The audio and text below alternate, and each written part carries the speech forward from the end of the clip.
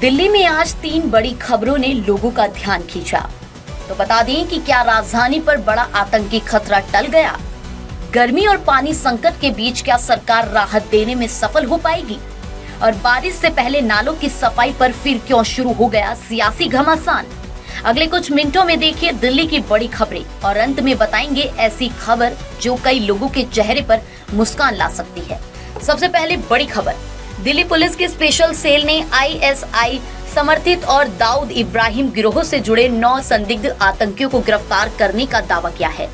Police के मुताबिक आरोपी देश में बड़े आतंकी हमले की साजिश रच रहे थे। अब जांच सिर्फ गिरफ्तारी तक सीमित नहीं है। सुरक्षा एजेंसियां आरोपियों के नेटवर्क, फंडिंग और संभावित ठिकानों की पड़ताल कर रही है। अब सवाल ये है कि क्या राजधानी एक बड़े खतरे से बच गई? आने वाले दिनों में जांच से इसकी तस्वीर और साफ होगी। दिल्ली एनसीआर में मौसम ने अचानक करवट ली। बता दें कि शाम होते होते कई इलाकों में तेज धूल भरी आंधी और बारिश दर्ज हुई। मौसम विभाग ने रेड और ऑरेंज अलर्ट भी जारी किया है। गर्मी से राहत जरूर मिली, लेकिन बिजली गिरने और तेज हवाओं को लेकर चेतावनी भी दी गई है। और यही से जुड़ती है अगली खबर। क्या इस बार दिल्ली बारिश के लिए तैयार है? तो बता दें कि मानसून से पहले नालों की सफाई को लेकर राजनीति तेज हो गई है। एमसीडी में नेता प्रतिपक्ष अंकुश नारंग ने भाजपा सरकार पर आरोप लगाया है कि कई बड़े नालों की सफाई शुरू तक नहीं हुई। उनका दावा है कि शादरा और नजफगढ़ जैसे बड़े नाले भी पूरी तरह साफ नहीं है, यानी दावा बनाम जमीन। यही सवाल अब खड़ा हो रहा है, क्योंकि दिल्ली जानती है बारिश के साथ जलभराव की पुरानी तस्वीरें भी लौट आती हैं। अब बात करते हैं उस मुद्दे की जो सीधे घर घर से जुड़ा है। दिल्ली में बढ़ते जल संकट के बीच मुख्यमंत्री रेखा गुप्ता ने समीक्षा बैठक की है। सरकार का दावा है कि हरियाणा से अतिरिक्त पानी 980 से ज्यादा टैंकर और रोज 6000 से अधिक ट्रिप के जरिए राहत पहुंचाई जा रही है, लेकिन जमीन पर तस्वीर हर जगह एक जैसी नहीं दिखती। दिल्ली के कई इलाकों में लोग बोतल बंद पानी खरीदने को मजबूर हैं। सरकारी क्वार्टरों में भी जल आपूर्ति को लेकर शिकायतें सामने आई हैं। यानी बड़ा सवाल अब भी वही है, क्या टैंकर व्यवस्था स्थायी समाधान बन पाएगी? और शिक्षा व्यवस्था को लेकर भी बड़ा विवाद खड़ा हो गया है। बता दें सीयूईटी में तकनीकी गड़बड़ी पर विपक्ष ने केंद्र सरकार को घेरा है। पहले ये खबर, सीयूईटी परीक्षा में तकनीकी खराबी और देरी को लेकर सियासत गर्म है। आम आदमी पार्टी ने केंद्र सरकार पर निशाना साधा है।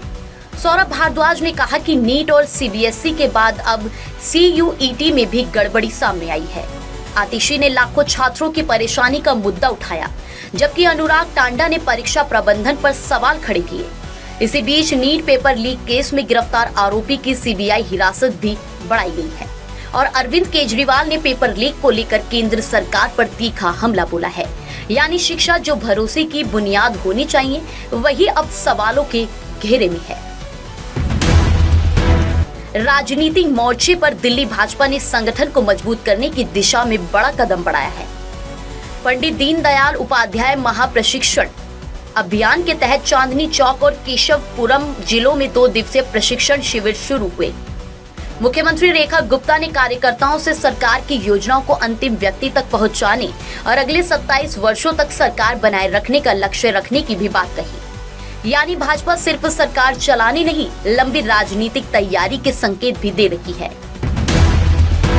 आस्था और प्रशासन से जुड़ी खबर, दिल्ली सरकार ने आगामी कांवड़ यात्रा के लिए उच्च स्तरीय समिति का पुनर्गठन किया है।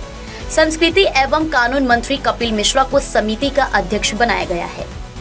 सरकार का कहना है कि शिव भक्तों के लिए सुरक्षा, बिजली, पानी, चिकित्सा और रूट मैनेजमेंट बेहतर बनाया जाएगा।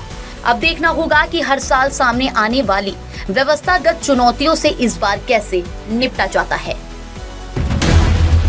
उपराज्यपाल चरणजीत सिंह संधू दिल्ली विश्वविद्यालय के पास उत्तरी रिज स्थित बोंडा पार्क पहुंचे। मॉर्निंग वॉक के दौरान उन्होंने लोगों से सीधे बातचीत की और पार्कों को शहर के ग्रीन लंग्स बताते हुए हरित क्षेत्रों के संरक्षण पर जोर दिया। सवाल सिर्फ पार्क का नहीं, बल्कि उस दिल्ली का है जो तेजी से कंक्रीट में बदल रही है। और अंत में एक ऐसी खबर जो राहत और भरोसा दोनों देती है। पूर्वी जिला पुलिस ने विशेष अभियान चलाकर 532 खोए हुए और चोरी हुए मोबाइल फोन उनके मालिकों को वापस लौटाए हैं। तकनीकी जांच और CEIR पोर्टल की मदद से फोन ट्रेस किए गए, यानी अगर आपका मोबाइल खो जाए तो उम्मीद खत्म नहीं होती, बस शिकायत दर्ज करना जरूरी है और इसी से जुड़ी जानकारी फोन मिलने के बाद ब्लॉक हुआ IMEI दोबारा सक्रिय भी कराया जा सकता है। फिलहाल दिल्ली की बड़ी खबरों में इतना ही। आपके इलाके में पानी, सफाई या ट्रैफिक की क्या स्थिति है, कमेंट में जरूर बताइए। वीडियो पसंद आया हो तो शेयर करें, क्योंकि दिल्ली की खबर सिर्फ खबर नहीं, आपकी जिंदगी से जुड़ा असर है।